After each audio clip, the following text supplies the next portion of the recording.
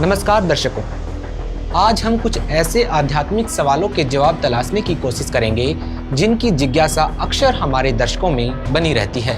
तो आइए सबसे पहले आज का सवाल देख लेते हैं। सर्वधर्मान् परित्यज्य मामेकं शरणं व्रज अहं त्वा सर्वपापेभ्यो मोक्षयिष्यामि मा शुचः।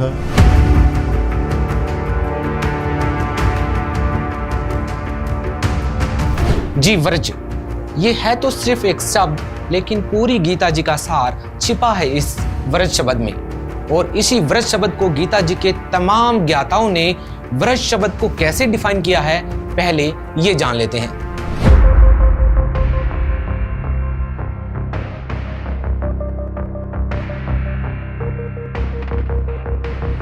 सर्वधर्मान् परित्यज्य मामेकं शरणं व्रज।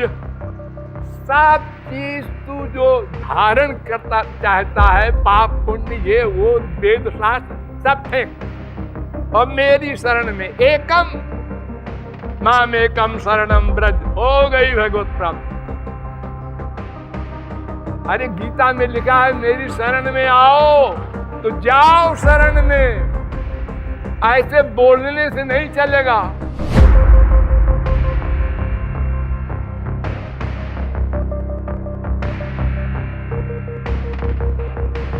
सर्वधर्मान् परित्यज्य मामेकं शरणं व्रज अहं त्वा सर्वपापेभ्यो मोक्षयिष्यामि मा शुचः। तू मेरी शरण में आ जा, मैं भगवान हूं, तू मेरी शरण में आ जाएगा, मैं तुझे मुक्त कर दूंगा।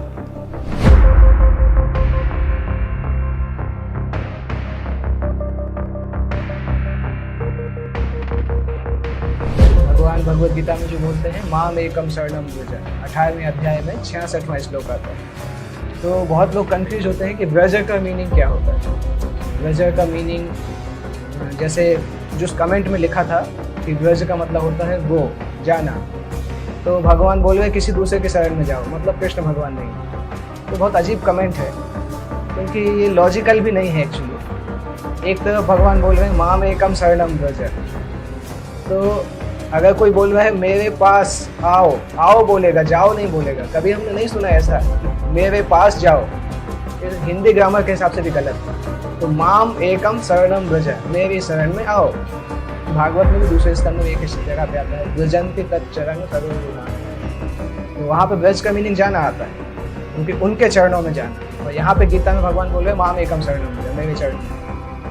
तो इसमें इतना ज़्यादा हाइप की जरूरत नहीं कि ब्रज मतलब आओ जाओ। संस्कृत अगर पता होगा तो व्यक्ति को पता चलेगा कि ब्रज क्या है। चलिए अब आपको कुछ धर्मगुरुओं के द्वारा अनुवादित गीता जी भी दिखा देते हैं, जिसमें आप देखेंगे कि उन्होंने व्रज शब्द का क्या अर्थ किया है।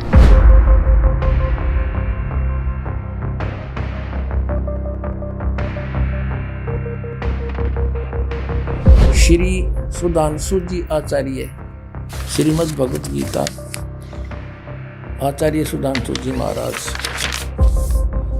और ये प्रकाशक हैं विश्व जागृति प्रकाशन, ओंकारेश्वर महादेव मंदिर, जी ब्लॉक मानसरोवर गार्डन, दिल्ली। यहाँ से ये इनके प्रकाशक हैं। ये है 18वें अध्याय का 66वां श्लोक, 18वां अध्याय और 66वां। सर्वधर्मान् परित्यज्य माम एकम शरणं व्रज अहं त्वा सर्वपापेभ्यो मोक्षयामि मा शुचः। संपूर्ण धर्मों का आश्रय छोड़कर तू केवल मेरी शरण में आ जा।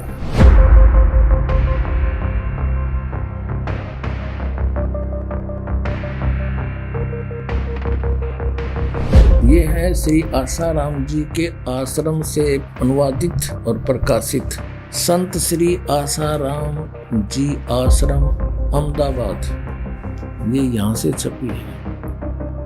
श्री योग वेदांत सेवा समिति, संत श्री आसाराम जी आश्रम, संत श्री आसाराम जी बापू आश्रम, मार्ग अहमदाबाद। ये है 18वां अध्याय और 66वां श्लोक। एकम शरणं व्रज, संपूर्ण धर्मों को अर्थात संपूर्ण कर्तव्य कर्मों को मुझ में त्याग कर तू केवल एक मुझ सर्वशक्तिमान सर्वधार परमेश्वर की शरण में आ जा। व्रज माने आ जा।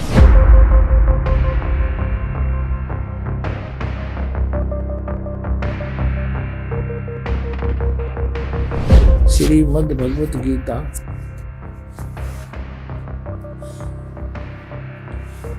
अनुवादक है ब्रह्मलीन महात्मा सत्यानंद, महात्मा सर्वज्ञानंद आदि संपादक अंशादेश, प्रकाशक मानव उत्थान सेवा समिति 2/12 पंजाबी विभाग नई दिल्ली से। ये इनके मुद्रक है Rajeshwari photo states private limited Delhi.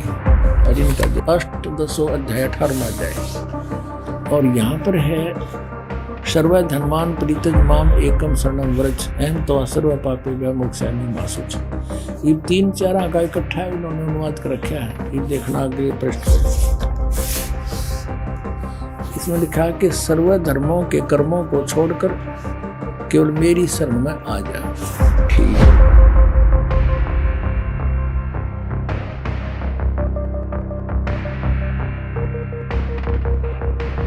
ये है साधक संजीवनी। ये किसके द्वारा है? श्री राम सुखदास।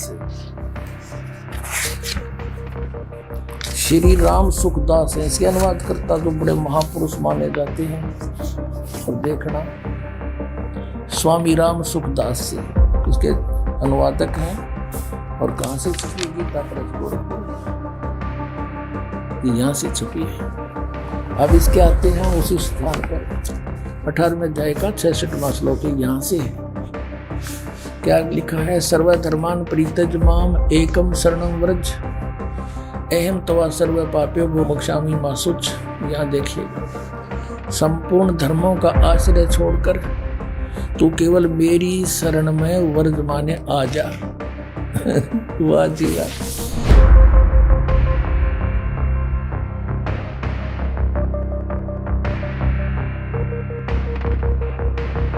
ये है इसके राइटर, अनुवाद करता। ये हिंदी पॉकेट बुक से छपी है। विश्व विख्यात दार्शनिक डॉक्टर सर्वपल्ली राधाकृष्णन के अंतरराष्ट्रीय ख्याति प्राप्त गौरव ग्रंथ। अब इस गौरव ग्रंथ में देखेंगे, ये देखो सर्व 66वां श्लोक 18वां अध्याय का सर्व धर्मान परित्यज माम एकम शरणम व्रज। सब कर्तव्यों को छोड़कर तू केवल मेरी शरण में आ जा। ये देख लो।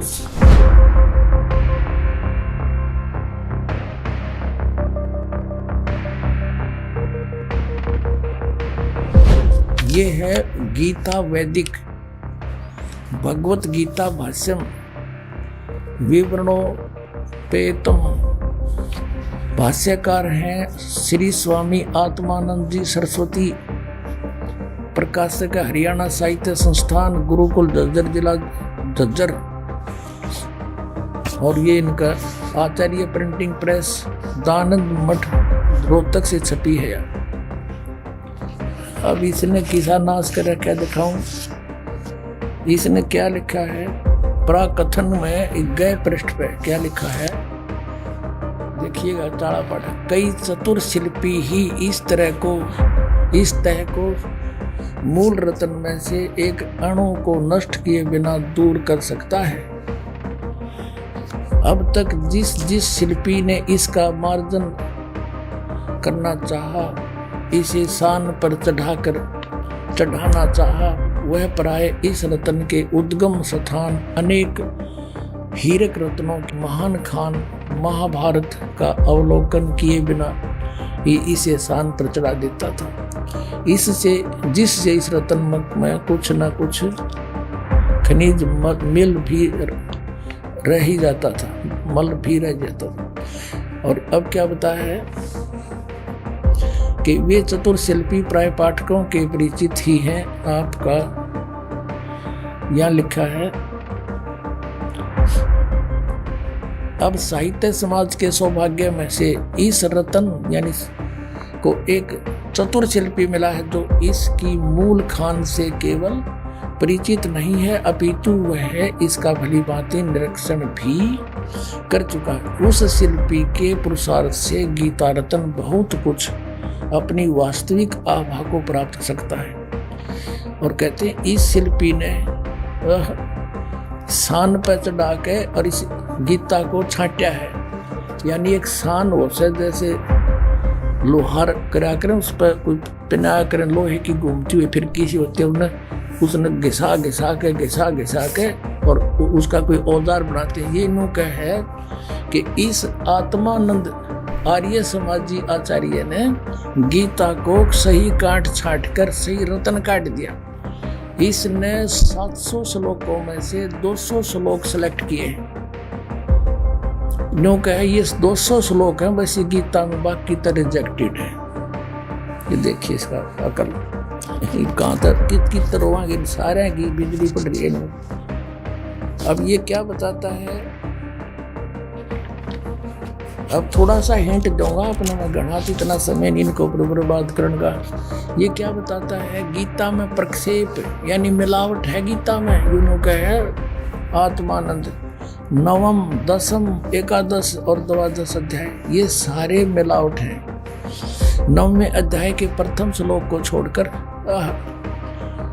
और 9वां 10वां और 11वां और 12वां सभी अध्याय प्रक्षिप्त हैं, इनमें मिलावट से। अच्छा ये देखिए 13वां अध्याय, इसमें 13वें अध्याय के प्रथम से लेकर 6 श्लोक प्रक्षिप्त है।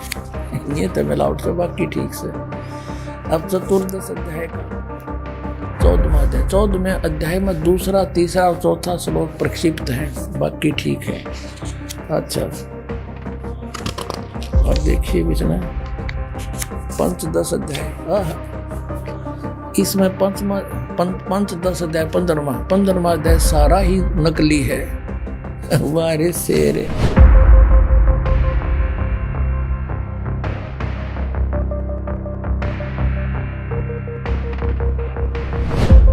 ये है श्रीमद् भगवत गीता यथारूप। और कहां से छपी है, कृष्ण कृपा मूर्ति श्रीमद् AC भक्ति वेदांत स्वामी प्रभुपाद संस्थापक आचार्य अंतर्राष्ट्रीय कृष्ण भगवान अमृत संघ, एस्कॉन वाले बोल रहे हैं, एस्कॉन वाले। और इन्होंने लिखा है कि विश्व में सबसे अधिक इस संस्था की पुस्तक बिकती है। यह देखना, ये आपको सुना दिया। द्वारा किसके द्वारा अनुवादित है, कृष्ण कृपा श्री मूर्ति श्रीमद् AC भक्ति वेदांत स्वामी प्रभुपाद संस्थापक आचार्य अंतर्राष्ट्रीय कृष्ण भगवान अमृत संघ। और यहाँ से ये और छपी है। ये भक्ति वेदांत बुक ट्रस्ट, ये बड़े दूसरे देशों में भी, Los Angeles, London, Stockholm, Sydney, Hong Kong, Mumbai. अब हम अपने मतलब का काम देखेंगे। ये है 18वां अध्याय। 18वां अध्याय और श्लोक नंबर 66 यहाँ से शुरू होता है।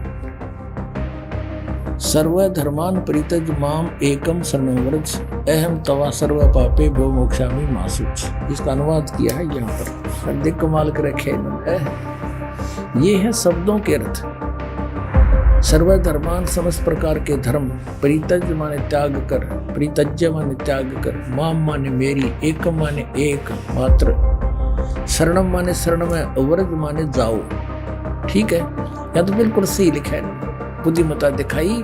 व्रज माने जाना और मेरी शरण में जाओगा। अब अर्थ क्या है, अब यहाँ देखना, ये अनुवाद है इनका। समस्त प्रकार के धर्मों का परित्याग करो और मेरी शरण में आओ। अरे वाह शेरो, या तो जाना और यहाँ घुमाना। अब आपको हम एस्कॉन के प्रमुख प्रभुपाद जी द्वारा अनुवादित इंग्लिश वर्जन दिखाएंगे गीता जी का, जिसमें उन्होंने व्रज शब्द का क्या अर्थ किया है, ये देखिएगा।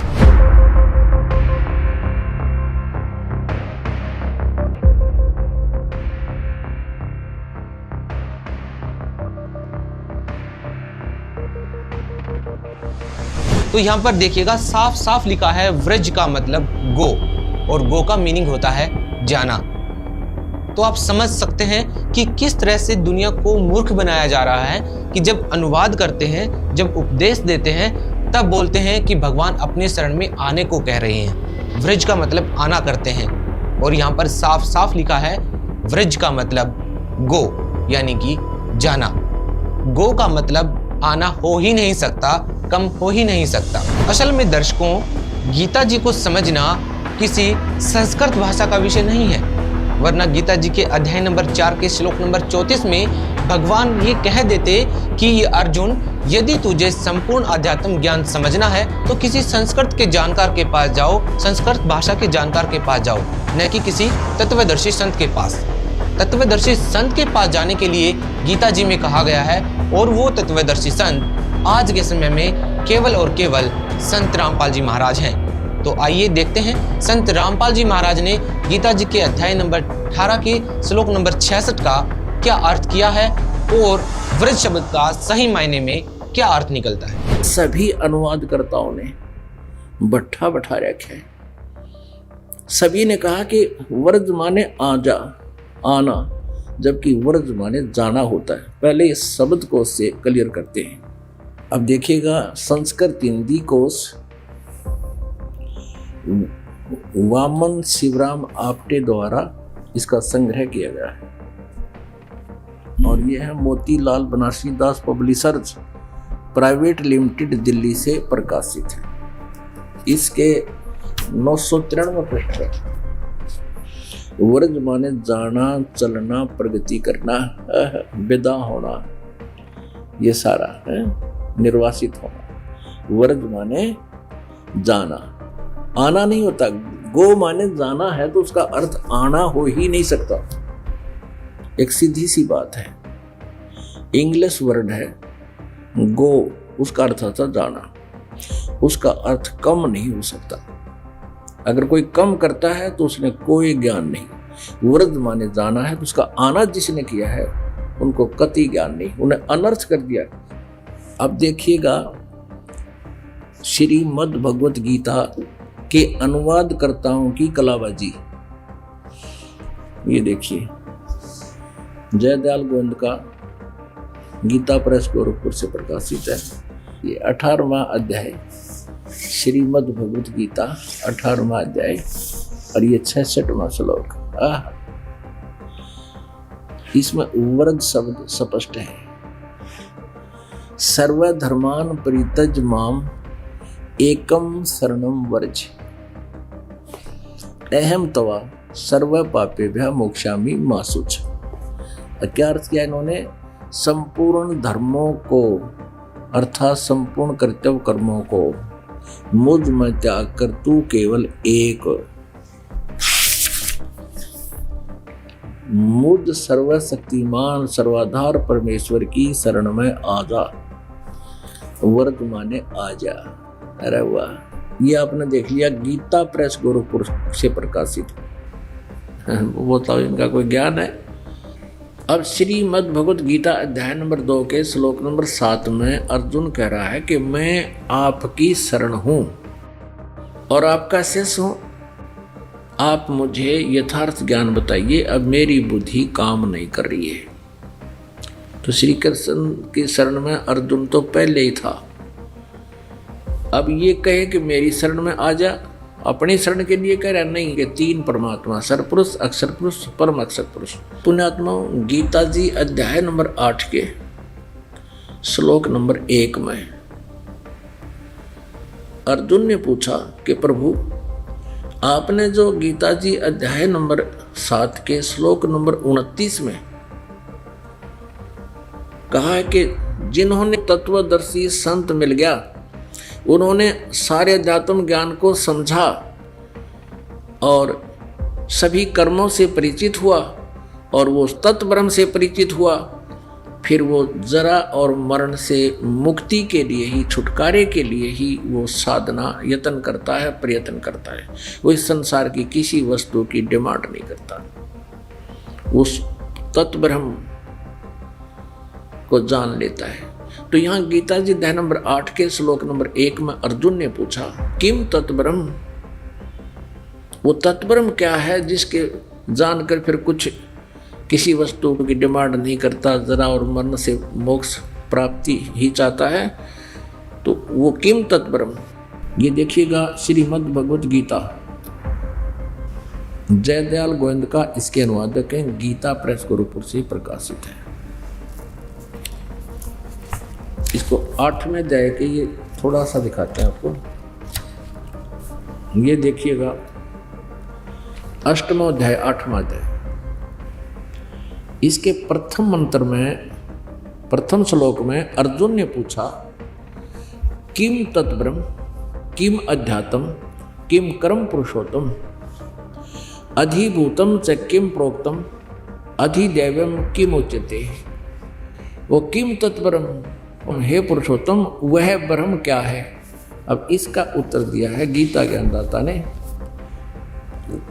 अब तीसरे श्लोक में श्री भगवान उवाच, वह परम अक्षर ब्रह्म है, वह परम अक्षर ब्रह्म है वो। अब गीता ज्ञानदाता 8वें अध्याय के तीसरे श्लोक में उत्तर देता है कि वो परम अक्षर ब्रह्म है।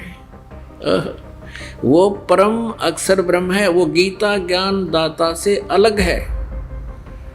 अब एक सरपुरुष, एक अक्षर पुरुष, एक परम अक्षर पुरुष, ये 3 प्रभु हैं। अब यहाँ गीता अध्याय नंबर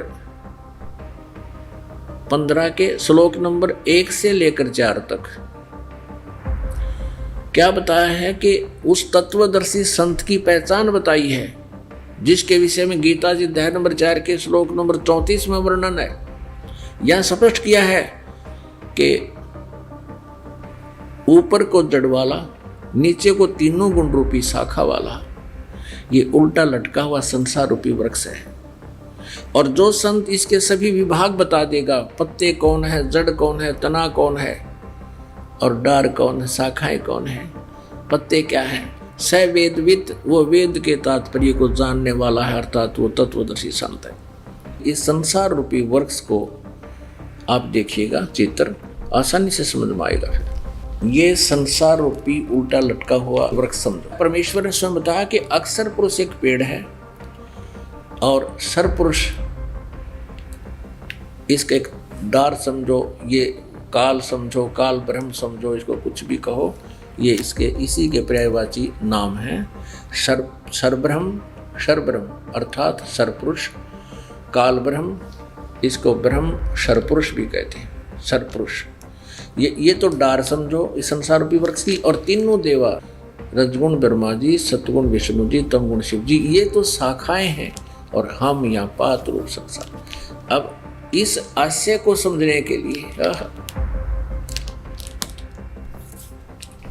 अब ये गुप्त कौन है, ये जड़ कौन है, ये परम अक्षर ब्रह्म है। परम अक्षर पुरुष कहो, परम अक्षर ब्रह्म कहो,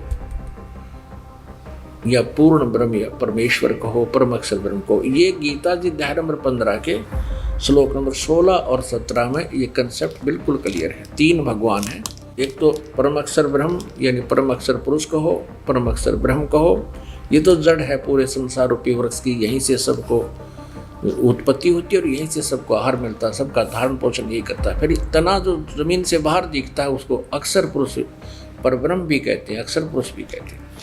और उसके फिर एक डार है, वो सरपुरुष है, ये ब्रह्म है जो गीता बोल रहा है।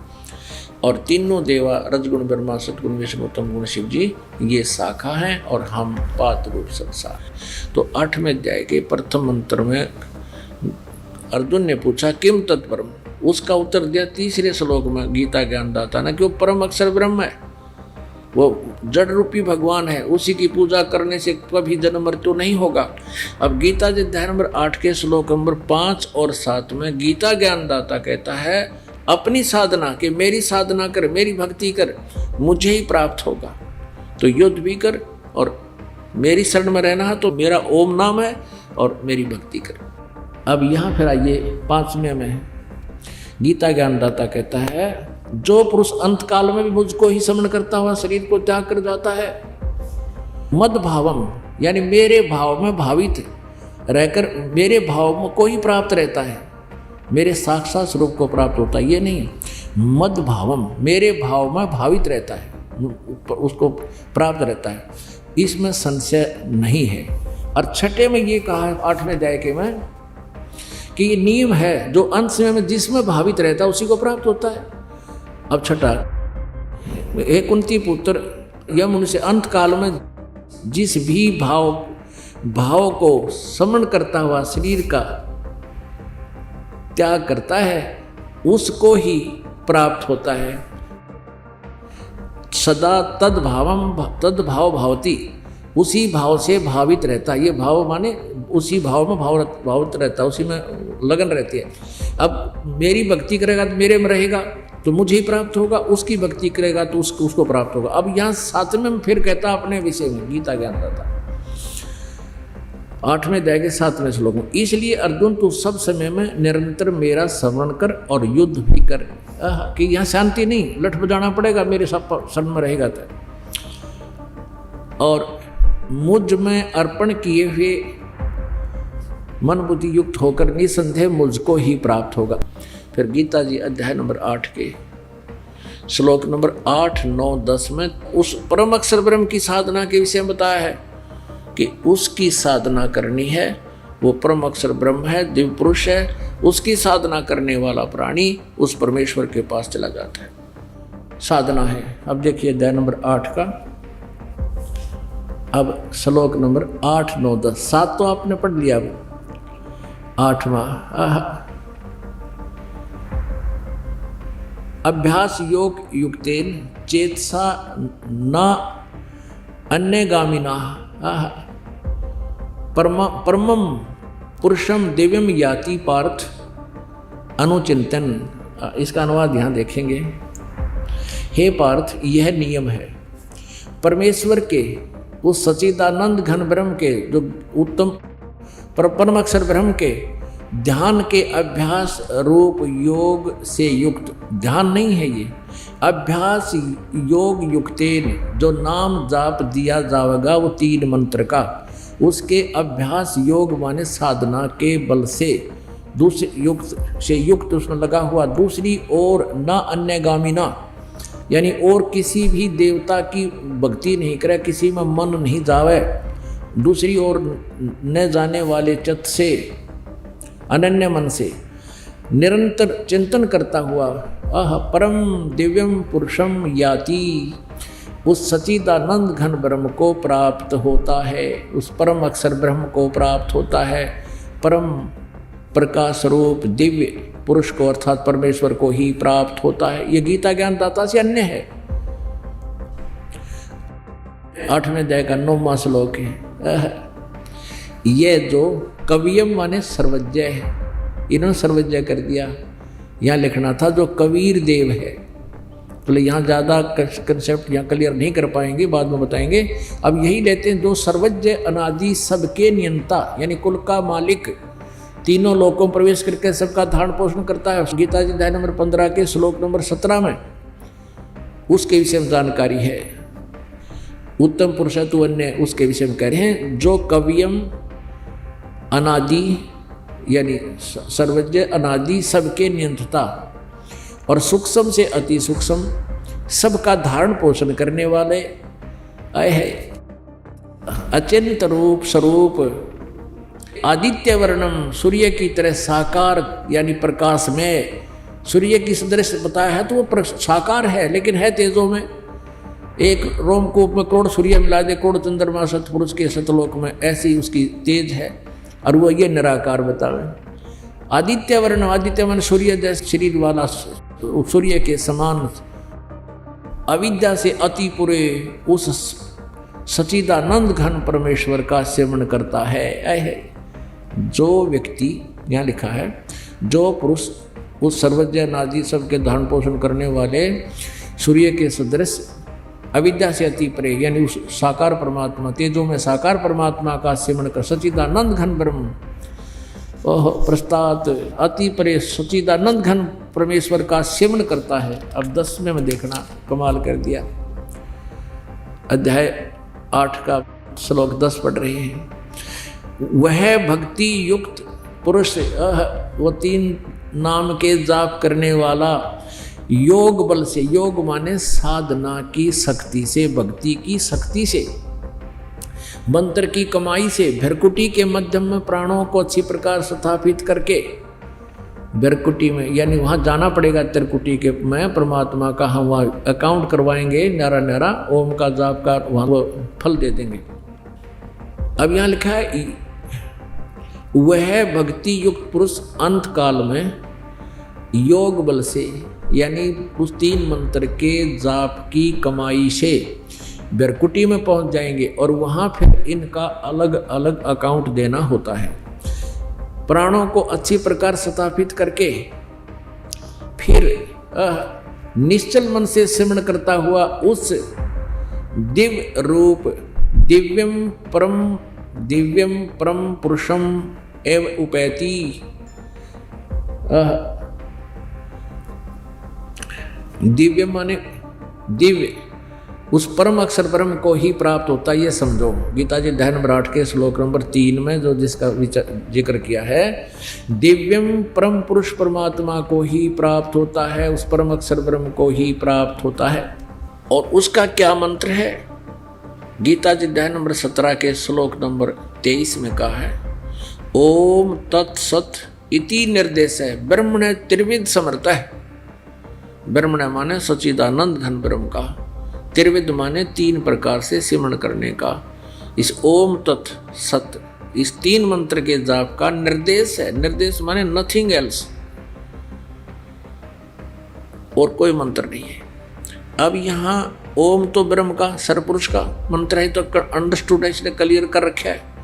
और तत् ये अक्षर पुरुष का, और सत है ये परम अक्षर पुरुष का, परम अक्षर ब्रह्म का। तत् ये गुप्त है, सांकेतिक है, और सत भी सांकेतिक है। ओम ओपन सार्वजनिक है।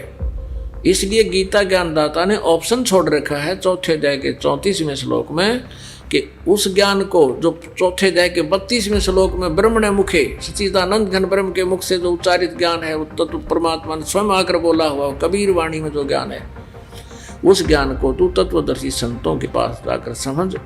वो तत्वदर्शी संत उस परमात्म तत्व का तुझे ज्ञान बताएंगे। तो ये 3 मंत्र के जाप का जो कोड वर्ड है, ओम को छोड़कर तत् और सत, ये कोड वर्ड है, ये गुप्त सांकेतिक शब्द है, ये दास बताएगा। इस दास के अतिरिक्त 21 ब्रह्मांड में आज किसी के पास ये राज नहीं है। परमेश्वर कबीर देव ने, पूर्ण परमेश्वर ने, परम अक्षर ब्रह्म ने इस दास को ये ज्ञान दिया हुआ है और ये मंत्र दिए। दोस्तों, असल में आज तक हर एक धर्मगुरु ने व्रज शब्द का मतलब आना ही बताया है, क्योंकि किसी भी धर्मगुरु को पूर्ण परमात्मा की जानकारी नहीं थी। उनको ये मालूम ही नहीं था कि व्रज शब्द का मतलब अगर जाना करेंगे तो किस परमात्मा की शरण में जाने के लिए कहा गया है। ये जानकारी केवल और केवल संत रामपाल जी महाराज को थी, और संत रामपाल जी महाराज ने ही बताया है कि गीता जी के अध्याय नंबर 18 के श्लोक नंबर 66 में किस परमात्मा की शरण में जाने के लिए कहा गया है। क्योंकि तमाम धर्मगुरुओं के लिए भगवान सिर्फ कृष्ण जी ही हैं। कृष्ण जी से ऊपर वो किसी को भगवान मानते ही नहीं हैं, इसलिए उन्होंने व्रज शब्द का मतलब आना किया है।